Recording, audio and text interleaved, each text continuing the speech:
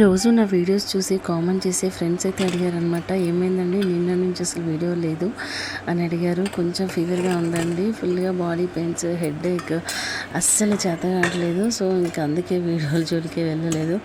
ఇంకా కాకపోతే ఈరోజు ఏంటంటే వంట ఒకటి వీడియో అయితే ఏం చేశాను, నేను లంచ్ అనేది అయితే పెట్టాను. ఇదైతే కాకరకాయ కర్రీ అండి. నిన్న మధ్యాహ్నం చేసిన అనమాట.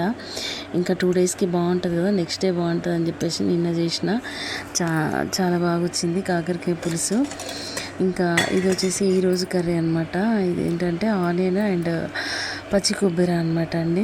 చాలా బాగుంటుంది ఆనియన్తో ఈ కొబ్బరి వేసి చేసుకుంటే. ఇది కొంచెం చేసిన అనమాట. ఇంకా పులుసు కర్రీ పిల్లలు తినరు అని చెప్పేసి ఇంకా కొబ్బరి ఆనియన్ కర్రీ అయితే చేసిన.